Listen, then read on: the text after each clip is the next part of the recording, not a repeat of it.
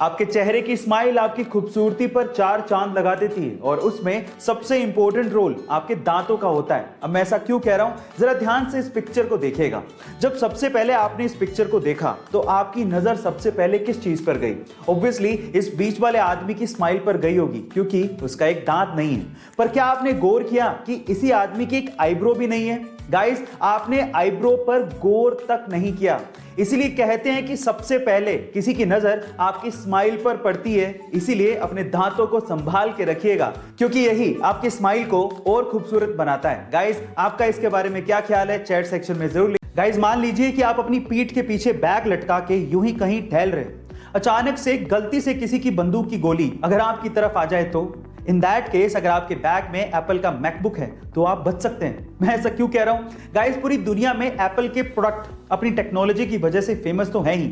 आज मैं आपको इस वीडियो में एप्पल के मैकबुक की खास बात बताने वाला हूं। गाइस, एप्पल के मैकबुक, स्पेशली मैकबुक की बैटरी बुलेट प्रूफ है। जी हां गाइस, ये प्रूफ हो चुका है कि मैकबुक की बैटरी आपको 9mm राइफल, जो कि बहुत पावरफुल होती है, उसकी गोली से भी बचा सकती है। ऐसी थोड़ी दुनिया में एप्पल के प्रोडक्ट्स का नाम है। गाइस, क्या आपको इसके पहले तक इफेक्ट पता था? और अगर नहीं पता था तो चैट सेक्शन में जरूर लिखेगा। यूरोप के नॉर्वे में एक रेस्टोरेंट है। वहां पर एक महिला अपने दोस्तों के साथ आती है और कैश काउंटर पर जाकर बोलती है 5 कॉफी 1 सस्पेंशन।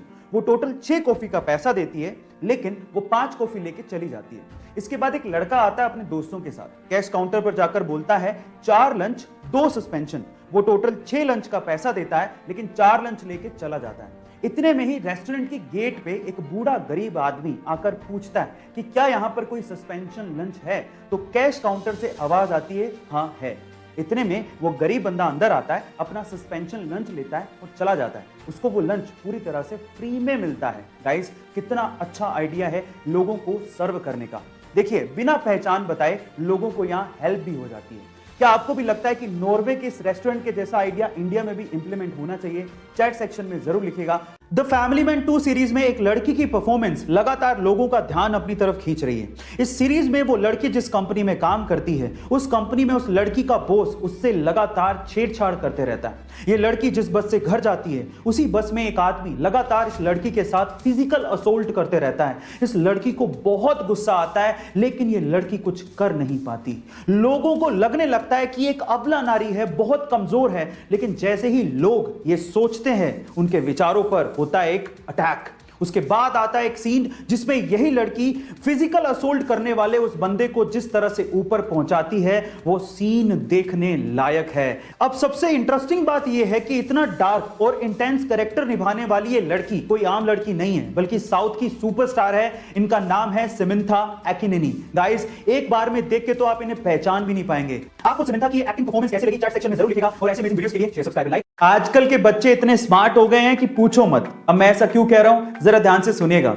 एक बार एक बच्चा टैक्सी में बैठ के बहुत सारी चॉकलेट खा रहा था, तो उसके बगल में बैठे एक बूढ़े आदमी ने उस बच्चे से कहा कि क्या तुम्हें पता है कि बहुत सारी चॉकलेट खाने से तुम्हारे दांत खराब हो सकते हैं? तो फिर उस बच्चे ने क्या कहा पता है? उस बच्चे ने कहा कि क्या आपको पता है कि मेरे दादाजी 132 साल तक जिए थे? तो उस बूढ़े आदमी ने कहा क्यों? क्योंकि वो चॉकलेट खाते थे? तो फिर उस बच्चे ने कहा कि नहीं, क्योंकि वो अपने काम से काम रखते थे। अब आप समझ ही गए होंगे।